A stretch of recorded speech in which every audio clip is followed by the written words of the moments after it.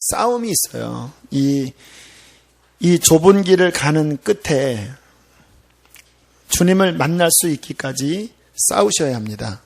사도 바울이 고백했잖아요. 내가 선한 싸움을 싸웠다. 그리고 믿음을 지켰다고 그랬잖아요. 때로는 우리가 인간적으로 좀 부유하게 살 수도 있고, 좀 어렵게 살 수도 있고, 성공도 하고 실패도 할 수 있는데요.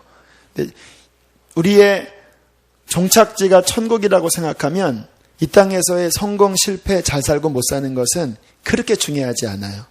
여러분, 여기서 지금 부산까지 차를 타고 가는데 중간 고속도로 휴게실이 아무리 잘 졌고 그 화장실이 기가 막힐지라도 그건 그렇게 중요한 거 아니잖아요. 그렇죠? 목적지까지 가면 되는 거 아니겠습니까? 이게 지금 신속히 날아가는 시간에 다 잠깐에 잘 사는 거 못 사는 거 다 과정일 뿐이에요. 중요한 것은 내가 그 천국에 잘 들어갈 수 있는 바른 길을 걸어가고 있는가. 요한계시록을 배우는 이유예요. 지난주에 나눴던 그런 이야기들, 또 오늘 나눌 이야기도 좀 쉬운 주제는 아니기는 하지만 조금 논란의 소지도 있어요. 오늘 666표를 이야기를 할 텐데, 중요한 것은요, 요한계시록의 목적, 설교의 목적은 끝까지 우리가 미혹받지 않고 옆길로 새지 않고 끝까지 주님 그 천성문에 들어가기까지 승리하는 거예요. 자, 이제 우리가 보고 있는 요한계시록 13장부터 14장, 15장, 16장, 17장, 18장은 이 인류 역사의 끝 중에서도 가장 끝의 시간입니다. 기간을 표현하자면 3년 6개월 정도예요. 왜냐하면 성경에 이 시기에 마지막 사인으로 등장하는 인물, 그 주님 오시기까지 여러 사인들이 있습니다. 천재지변이 일어나고 전염병이 돌고 전쟁이 막 일어나고 그리고 예루살렘 성전이 다시 세워지고 또 부흥이 일어나서 선교 완성이 일어나고, 지금 각 그 사인물들을 제가 이야기한 거 잘 기억하셔야 돼요. 그게 가장 중요한 이 마지막 때를 준비하고 가늠할 지금 지혜를 드리는 거예요. 근데 그 사인물의 가장 끝이 뭐라고 그랬죠, 지난주에? 누구의 등장이죠? 적그리스도의 등장입니다. 기간적으로는 한 7년 정도 기간이지만 얘가 이제 자기를 드러내고 본격적으로 활동하는 시간은 3년 6개월인데 마지막 가장 끝입니다. 성경을 좀 보면서 말씀을 나누기를 원하는데 13장 4절을 보세요. 13장 4절. 자, 이제 공중에 이제 그 미카엘이 권세 잡은 사탄을 쫓아냈고, 아마 이 공중으로 주님이 재림하신 것 같아요. 자, 그때 이제 용이 땅으로 쫓겨난 다음에 너무나 화가 났고 이제 마지막 이를 갈고 있으면서 거기 17절, 12장 17절을 보고 넘어가죠. 12장 17절 읽겠습니다. 시작. 용이 여자에게 분노하여 돌아가서 그 여자의 남은 자손 곧 하나님의 계명을 지키며 예수의 증거를 가진 자들과 더불어 싸우려고 바다 모래 위에, 여기 이제 3년 6개월 동안 이제 마지막 사탄의 최후 발악 그리고 성도들의 불시험입니다. 자, 용이 땅에 쫓겨 내려가서 한 인물을 택합니다. 13장 4절 읽습니다. 시작. 용이 짐승에게 권세를 주므로 용에게 경배하며 짐승에게 경배하여 이르되 누가 이 짐승과 같으냐, 누가 능히 이와 더불어 싸우리요 하더라. 이 적그리스도에게 용이 강력한 카리스마를 부여합니다. 사람인데 어떤 보통 사람이 아니에요. 보통 마이클 잭슨 이미 이제 죽었죠. 레이디 가가, 히틀러 같은 경우에는요, 그 배우의 여러 그 이야기들을 들어보면 단순한 인간적인 재능으로 한 게 아니래요. 히틀러 같은 경우에는 전쟁할 때 어떤 음성이 다 가르쳐 줬대요. 이번에 전쟁해라, 언제까지 해라, 어디를 쳐라. 그 음성 듣고 움직였다고 그래요. 뭐 레이디 가가 같은 경우에도 그 음악 만들 때는요, 이 사탄에게 피해 제사를 드리면서 그 영감을 받는다고 그래요. 그런데 그 악한 영이 이제 모든 권세를 마지막 한 인물에게 쏟아 부어줍니다. 그게 적그리스도인데 그것도 하나님의 허락 안에 있는 거예요. 이 적그리스도가 이제 마지막 쓰임 받는 게 13장 5절이에요. 함께 읽습니다. 시작. 또 짐승이 과장되고 신성 모독을 말하는 입을 받고 얼마큼이요? 네, 3년 6개월입니다. 42달. 마지막 다니엘서에서는 한때, 두때, 반때, 1년, 2년, 6개월. 아마 이렇게 표현하는 이유가 그 어떤 고난의 강도인 것 같아요. 한때, 또 두때, 마지막 반때 아주 박살날 정도까지 이 적그리스도의 이 분개하는 이 사단에게 사로잡혀서, 왜냐하면 마귀가 이제 본인의 끝날 것을 아니까 그 마지막 그 분노에 이제 크리스찬들을 향한 공격이 일어난다고 말씀을 하세요. 13장 7절 있습니다. 시작. 싸워 이기게 되고 각 족속과 백성과 방언과 나라를 다스리는 권세를 받으네. 자, 성도들을 핍박하는 게 주 임무고요. 그러나 전 세계를 다 통치하는 세계 정부의 수장으로 드러납니다.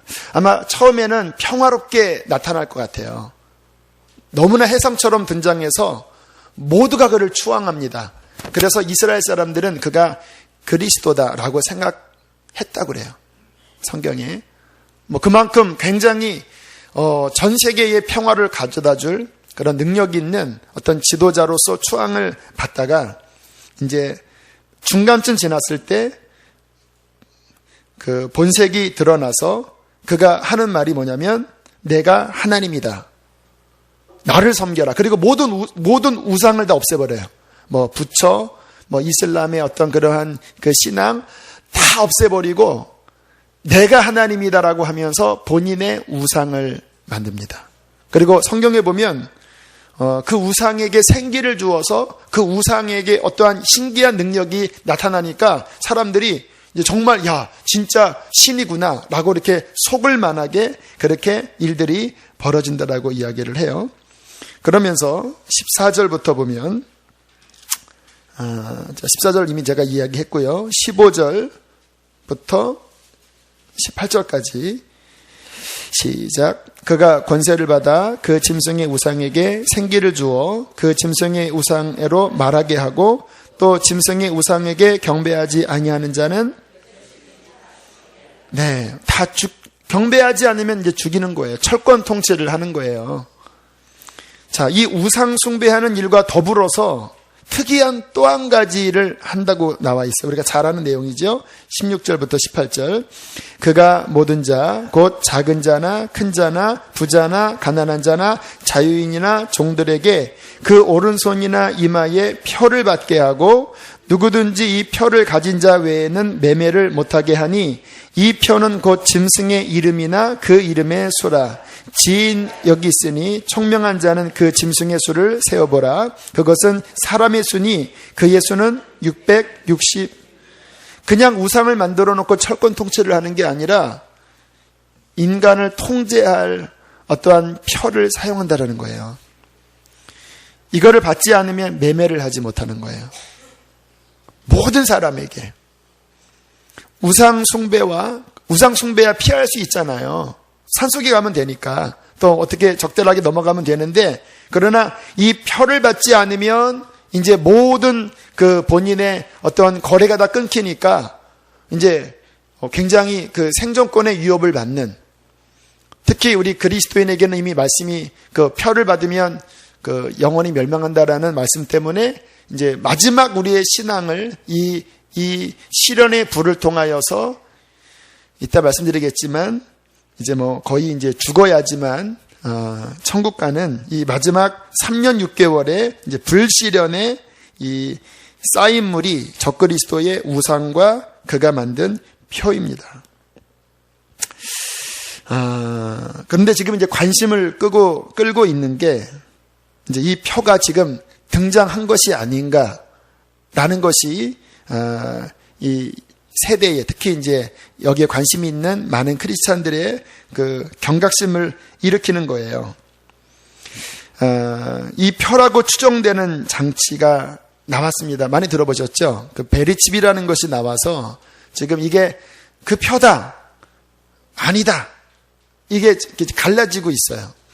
그 뭐 굉장히 이제 재림을 사모하는 분들은 그게 칩 맞다, 그렇게 아예 단정을 짓기도 하고, 자꾸 그러한 이제 이야기들이 나오니까 이제 교계에서 어떤 그 언론을 통해서 자꾸 발표를 합니다. 그렇지 않다. 그거는 일종의 그 문명의 이기 속에서 그 신용사회가 발달된 하나의 한 그 문명의 이기지, 자꾸 그런 걸로 그 666이다라고 두려움을 주는 것은, 이거는 성경에서 위배되는 거다.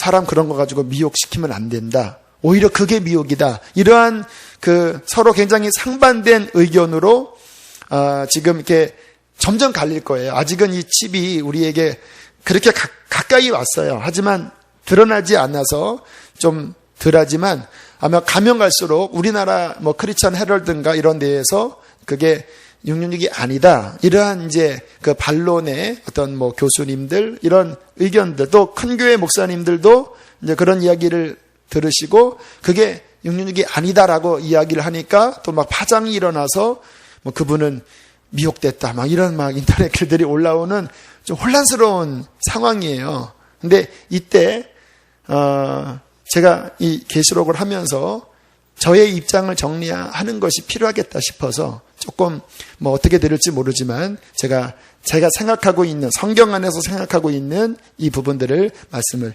드리려고 합니다. 자, 먼저 하나의 영상을 볼게요. 이것도 역시 교회에서 만든 게 아니라 KBS에서 만든 겁니다.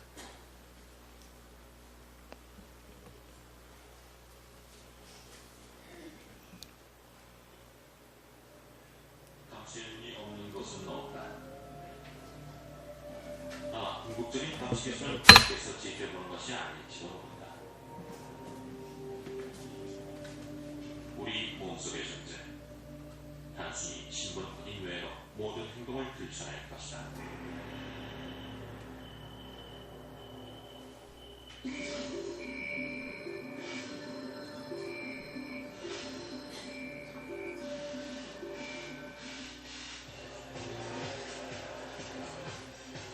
미래의 방식 기술을 보기 위해 네덜란드 로테르담에 있는 바하비치 클럽을 찾았다.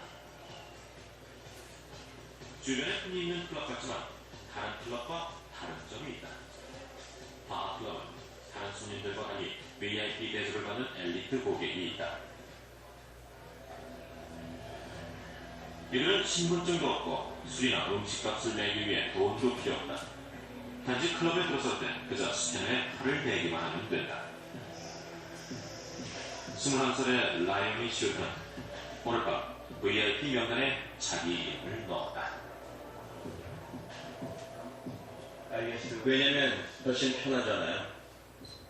술이나 먹을 것을 제가 직접 가지러 가지 않아도 가져다 주거든요.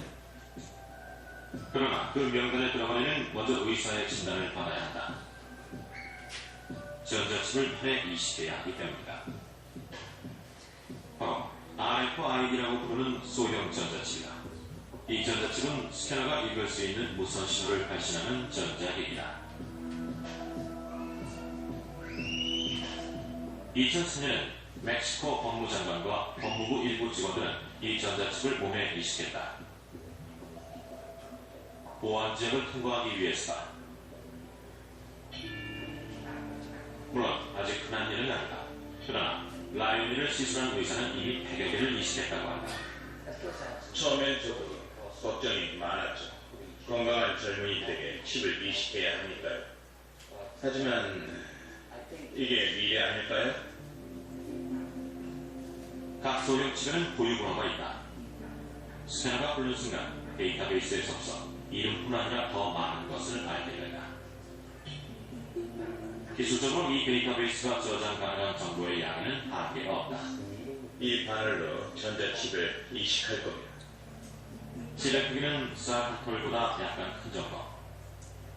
라이오니가 칩을 제거하는 수술을 받지 않는 한 이 칩은 영원히 그의 몸 안에 남아있게 된다. 이 수술은 마취를 해야 한다.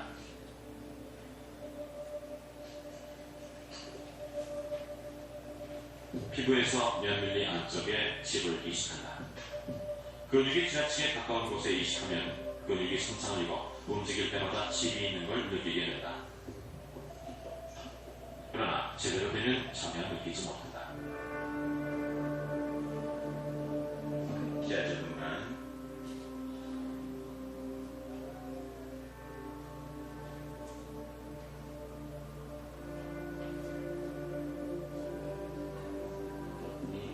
잠시 누르고 있다가 떼세요. 시술 시간은 불과 몇 초. 그는 곧장 클럽 안으로 돌아간다. 다른 사람들이 입구에서 입장료를 낼 때 라이오니는 도착하자마자 직원들이 이름과 번호로 그가 클럽의 VIP 고객임을 알아본다. VIP 전용층으로 안내를 받은 라이오니. 칩을 이용해서 마실 것을 산다.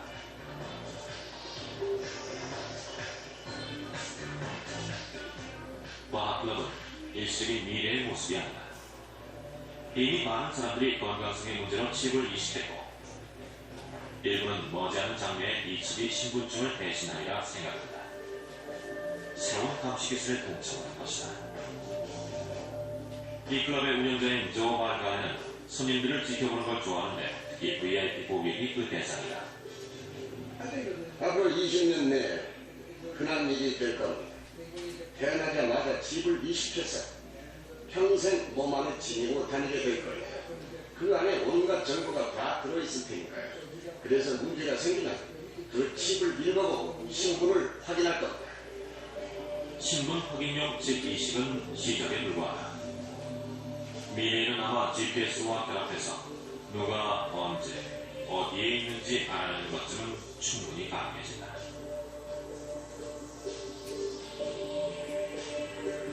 자녀를 둔 부모나 애완동물을 키우는 사람들은 이미 GPS를 이용해 이들을 추적하고 있다.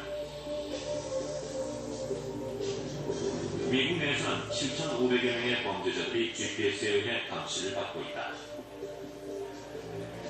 감시 기기들도 점점 작아진다.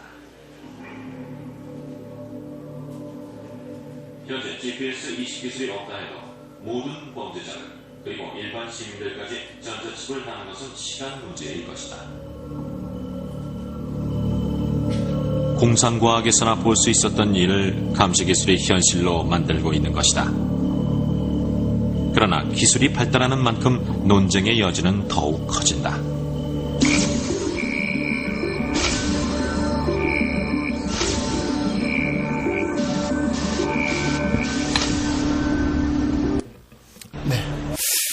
이제 KBS에서 좀 우려스러운 그 느낌으로 만든 영상이에요. 저기에서 나와 있는 몇 가지 그 이야기들이 주의 깊게 들으셔야 합니다. 이미 GPS가 이미 들어가 있어요. 지금 만들어지는 것은. 그리고 그 안에 들어있는 정보의 들어갈 수 있는 정보의 양은 무한하다라는 말은 그 사람에 관련된 그 모든 것 다 집어넣을 수 있다라는 거고요. 앞으로 20년 내에는 아마 굉장히 많은 사람들이 받는 시대가 올 것이다라고 그렇게 예견을 하고 있는데, 이제 이 칩에 대해서 간단하게 설명을 드리면, 아까 얘기한 쌀알 크기의 그 무선 주파수가 있고요. 그래서 추적이 가능하고, 이제 정보가 들어있기 때문에 지금은 그 건강 케어 쪽으로 해서 이 칩이 소개되고 있습니다. 가끔 조선일보, 동아일보에서 우리나라 빅5 병원에서 이 칩을 통해서 그 원격으로 어떤 환자들을 제어할 수 있는 시스템을 지금 준비했습니다. 그런 신문 뉴스 본 적 있으시죠? 그러니까 이미 사람들이 그냥 들어가면 부담스러워하고 거부하니까 굉장히 편리한 쪽부터 지금 오고 있습니다. 케어 쪽으로 오기도 하고, 또 그런 이제 어린아이들 유괴 사건 그런 게 이제 자꾸 드러나니까 자꾸 인식이 저거 넣으면 어디를 그렇게 애들을 유교에 갔어도 찾을 수 있지 않냐라고 하는 쪽으로 지금 한 단계 한 단계 전략적으로 오고 있고요. 미국에서는 시간 없어서 보이지 않았지만 이미 굉장히 IBM 쪽이나 그 미국 공보처에서 이 칩이 우리에게 얼마나 유용한지를 지금 아주 잘 만든 영상물로 광고를 하고 있는 정도입니다. 또 하나 중요한 것은요. 오늘 성경 다시 한번 보시면 13장 16절 17절을 다시 한번 읽어보세요. 시작. 그가 모든 자, 작은 자나 큰 자나 부자나 가난한 자나 자유인이나 종들에게 그 오른손이나 이마에 표를 받게 하고 누구든지 이 표를 가진 자 외에는 매매를 못하게 하니 이 표는 됐습니다. 그렇죠? 지금 이 표가 핵심 기능이 뭐예요? 매매잖아. 아까 봤죠? 그 표를 받는 이유는 매매하기 위한 거예요. 그 사람의 모든 신용, 그리고 교통, 이런 모든 것들이 칩 안으로 다 들어갈 수 이미 기술적으로 다 그렇게 만들어져 있다라는 거예요. 그리고 점점 이제 화폐가 점점 우리에게 사라지기 시작하고 또 신용카드 복제 때문에 말이 많잖아요. 점점 이런 것들이 없어지면서 칩 안에 모든 경제를 다 넣는 시스템으로 이미 가고 있어요. 미국에서는 얼마 전에 그 오바마 케어 건강보험 개정 때문에 논란이 많았죠. 그런데 그 몇 주 전에 나온 신문 보니까 그 대법원에서 이 오바마 케어가 합법이냐 합법이 아니냐 5대4로 합법으로 통과됐다고 그렇게 나왔는데 여기에 굉장히 두꺼운 그 건강보험 개정법인데 그 안에 의미심장한 내용이 들어가 있어요. 뭐냐면 이 법이 통과되면 내년 3월 31일까지 어떠한 디바이스, 장치를 몸에 넣어야 된다. 이 칩이라고는 밝히지 않았는데 그 간접적으로 돌려서 그 FDA에서 통과된 그 몸 이식용 디바이스를 넣어야 된다. 근데 그 몸에 넣도록 FDA에서 허락된 그 기기는 이 칩밖에 없습니다. 이미 이제 인체에 유해하냐 무해하냐 다 이렇게 점검을 하고 만들었어요. 근데 이게 직접 드러나면 크리스찬들이 반발을 하니까 애매모호하게 디바이스라고 표현하면서 군데군데 넣는데 그런 것들을 발췌해서 이제 내년 3월 31일까지 받고 그렇지 않으면 이제 1년에 아주 적은 벌금부터 들어가다가 한 5년, 7년 뒤에는 이제 점점 강압적으로 그렇게 사람들에게 이것을 넣는 이 법 때문에 굉장히 미국에서는 지금 시끄러운 가운데 있습니다.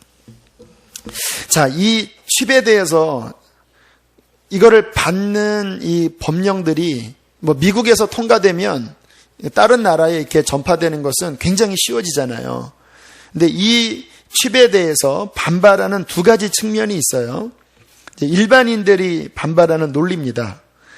분명히 편리하고 유용하지만 의도가 불분명하다.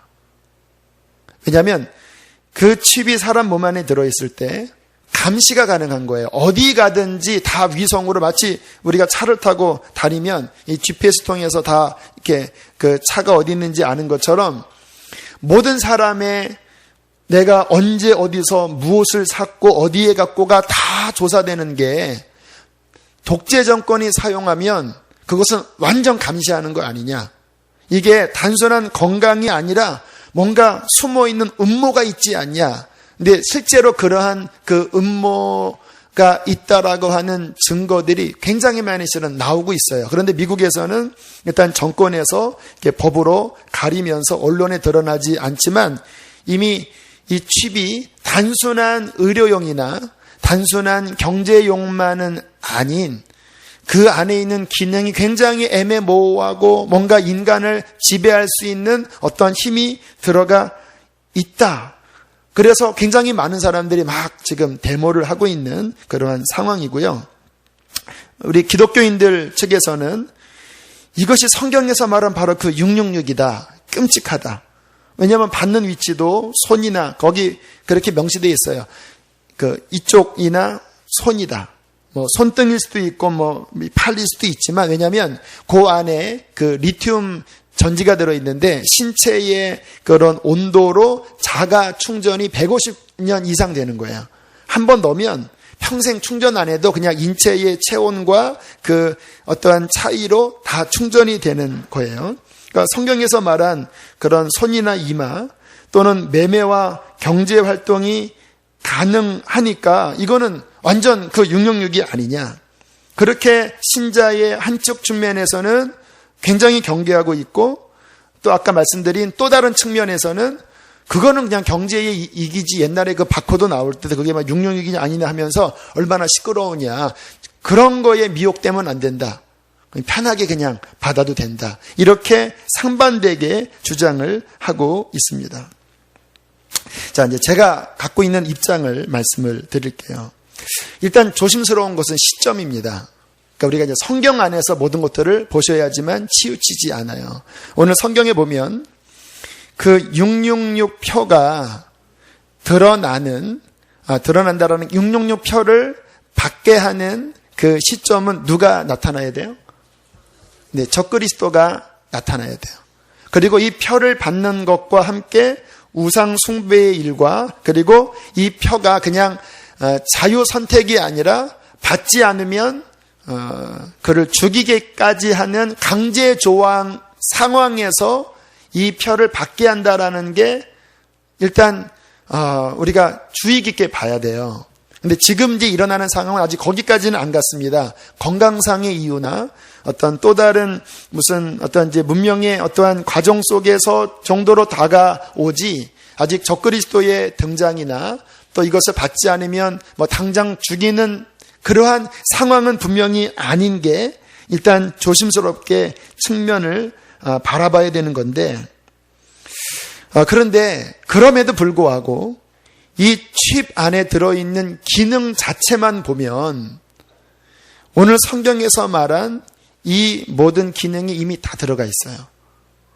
그러니까 제 생각엔 그렇게 생각합니다. 아직은 그 칩 자체를 666이라고 단정 짓기에는 아직 그 조건들이 갖춰지지는 않았어요.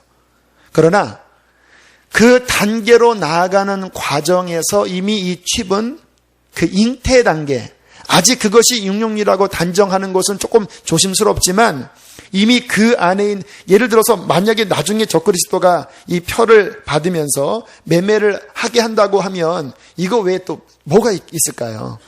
제 생각에는 이것보다 좀 더 발전돼서 적그리스도가 그 칩 안에 어떤 본인의 어떤 상징의 숫자를 넣고 이 성경 그대로 그리고 강압적으로 받게 하는 그러한 그 명확한 이 칩이 666이라고 하는 명확한 증거들이 그때는 드러날 것 같아요. 하지만 문제는 아직은 드러나지 않았다라는 데 우리가 분별을 해야 될 중요한 시점이 있습니다. 근데 한편으로 생각을 해보면 그때 가서 갑자기 칩이 싹 등장하지는 않을 거예요. 분명히 어떤 과정들을 밟을 텐데 지금 뭐 신용카드부터 바코드가 나오고 또 RFID가 개발이 돼서 끝내는 그 베리칩이라고 하는 조그만 사람 몸 안에 넣는 요 칩까지 나왔는데 요게 좀 더 발전돼서 나중에 그 완벽한 짐승의 이름이 들어있는 그 표로 들어가는 것이 아닐까라고 저는 개인적으로 생각을 하고 있습니다. 그러면 어떻게 대처를 해야 될까요? 뭐 지금 그것이 666이다라고 하기에는 조심스러워요. 하지만 지혜가 있다면 조심하셔야 합니다. 저는 안 받을 거예요. 뭐 건강상에 강 목사님 갑상선 수술했는데 받으시지요. 안 받고 그동안 잘 살았어요. 안 받을 거예요, 저는. 왜냐하면 그 안에 있는 이미 그 현상 자체는 666으로서의 기능이 이미 다 들어가 있어요. 그리고 또 하나, 그 칩을 만든 것이 지금 뭐 어떤 큰 교회 목사님들이 단순히 신용카드의 대체라고 이야기를 하지만 그렇지 않아요. 의도가 들어 있습니다. 지난주에 말씀드린 전 세계를 하나로 통합하려고 하는 그 배후 세력에서 사람들을 지배하고 조종하려고 하는 목적이 분명히 들어 있어요. 그런 영상들을 여러분들이 찾아보시면 아마 충격적인 이야기들을 들을 수 있을 거예요. 그러므로 우리는 영적으로 깨어서 뭐 그렇다고 거기에 막 막 요동치면서 이 칩이 막 어떤 신앙의 중심에 들어와서 이게 기대 아니다 이렇게 흘러가는 것은 제가 갖고 있는 신앙에서는 치우친 거예요. 저는 그렇게 하고 싶지 않아요.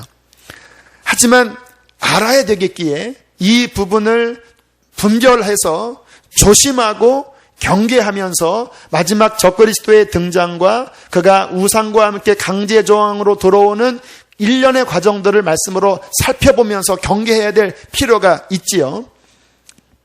자, 그러면서 이제 일단 말씀을 좀 설명을 해드릴게요. 자, 이 칩이 우리에게 이제 강제 조항으로 들어오면서 한때, 두때, 반때에 무슨 일이 벌어지는가? 14장 13절을 함께 읽겠습니다. 지난번에 설명한 내용이지만 한 번 더 반복을 하겠습니다. 자, 그 위에를 한번 보면요. 자, 9절부터 12절까지도 한번 천천히 읽어보겠습니다. 시작.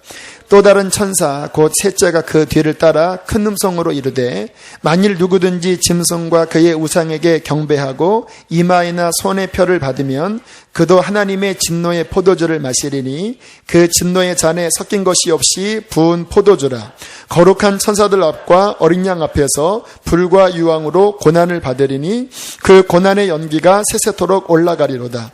짐승과 그의 우상에게 경배하고 그의 이름의 표를 받는 자는 누구든지 밤낮 쉼을 얻지 못하리라 하더라.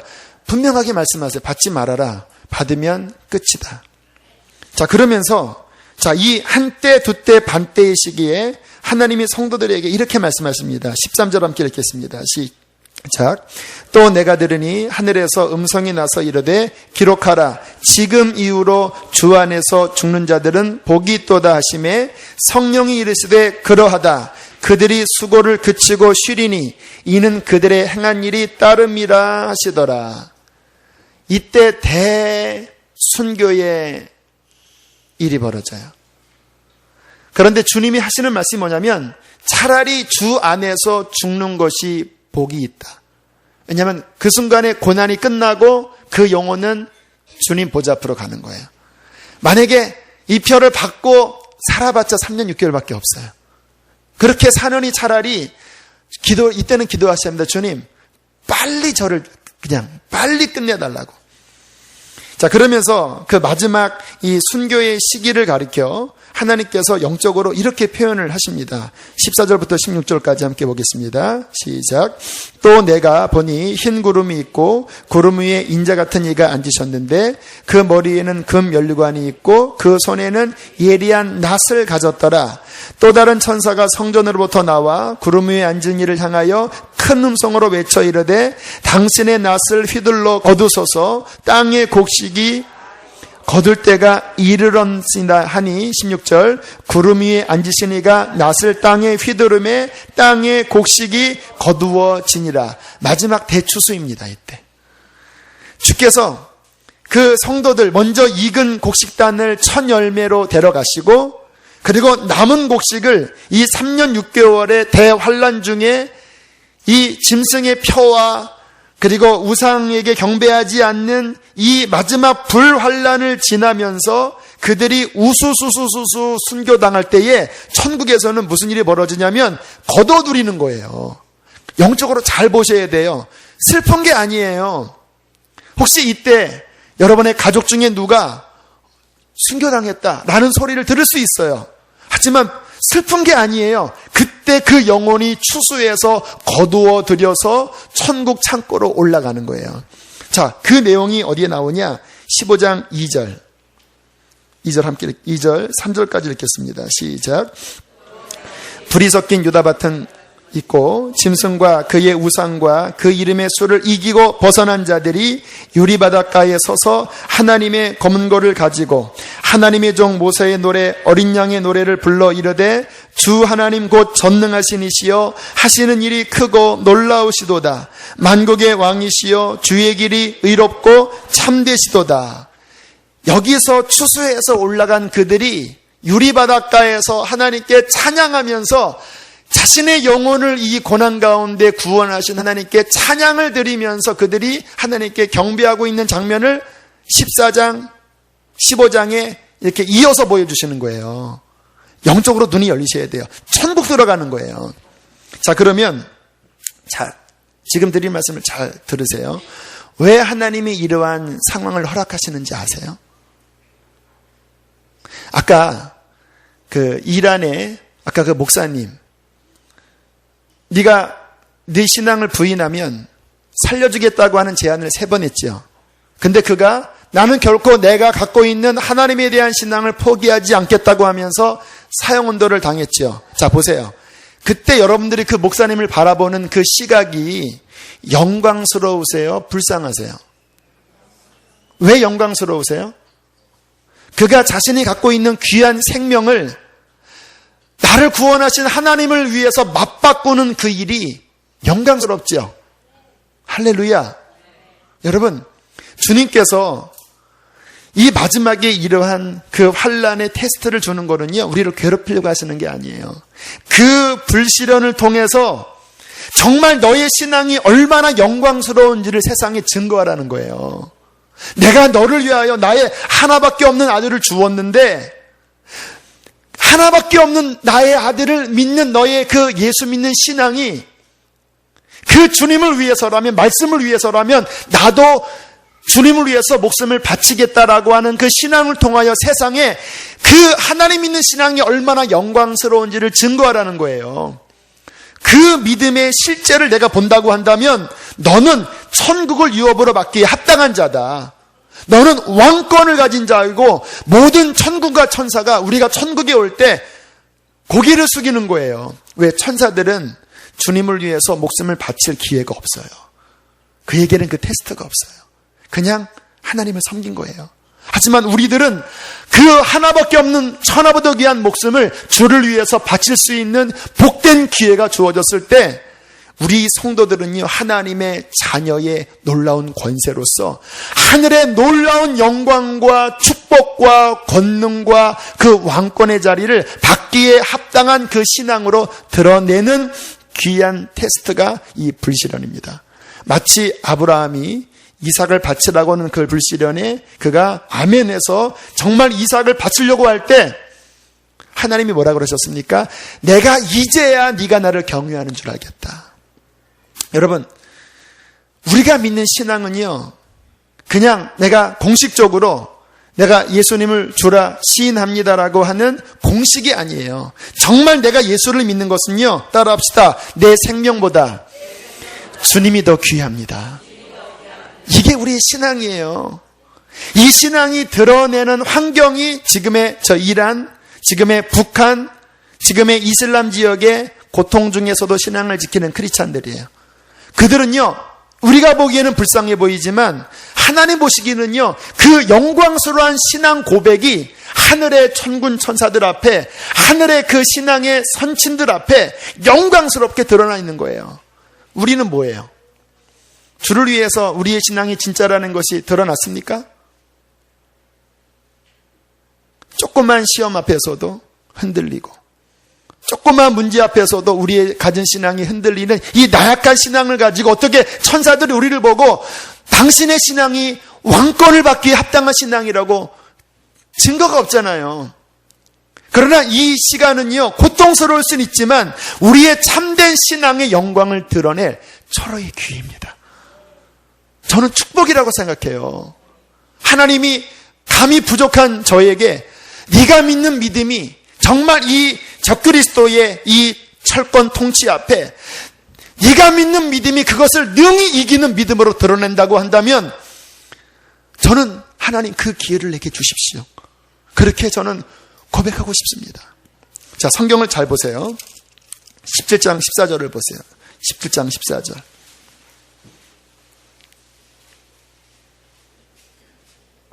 함께 읽겠습니다. 시작.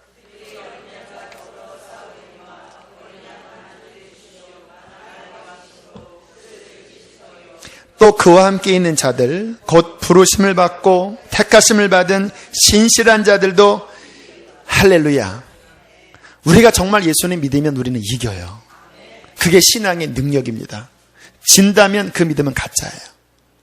가짜를 떨어질 거예요.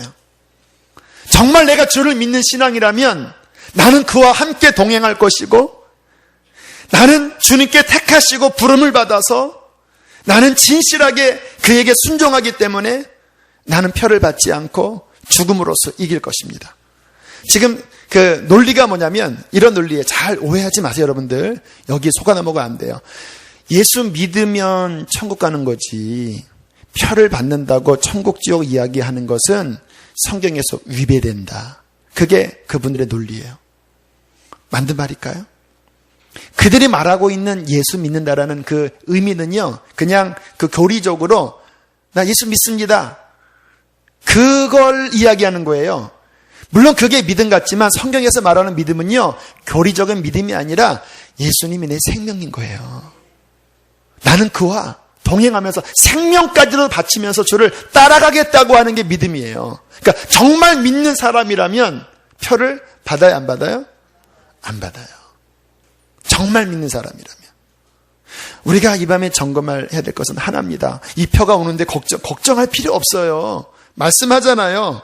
그와 함께 있는 자들, 부르심을 받고 택하심을 받은 진실한 자들도 이기리로다. 우리의 이김은 이것이니 곧 믿음이니라.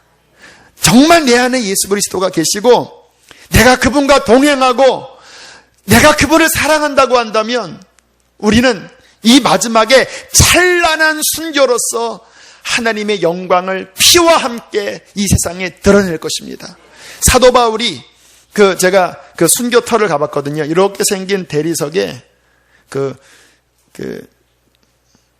도끼 자국이 이렇게 파여져 있더라고요. 거기서 사도 바울이 목에 목베임을 당했다라는 거예요. 불쌍해 보이죠? 우리 유기성 목사님은 그 터에 가서 너무나 비통하게 우셨다고. 사도 바울의 인생의 종착지가 결국은 여기였는가? 인간적으로는 그렇겠지요. 하지만 얼마나 영광스럽습니까? 그 목에서 선혈이 튀어나올 때 그 하나님을 향한 진실한 신앙 고백이 그래서 그가 이렇게 목이 떨어졌던 그 세 군데에서 샘물이 터졌다고 하는 그런 전설 같은 이야기도 있어요. 진짜인지 아닌지 모르지만. 그러나 중요한 것은 그 영광이 지금까지 천국에서 또 우리 그리스도인에게 해처럼 빛나고 있습니다. 주께서 우리에게 이 영광을 주기를 원하십니다. 두려워하지 마세요. 그러나 믿으세요. 예수를 진실히 믿읍시다. 함께 이 시간 우리 찬양하고 기도하며 나가겠습니다.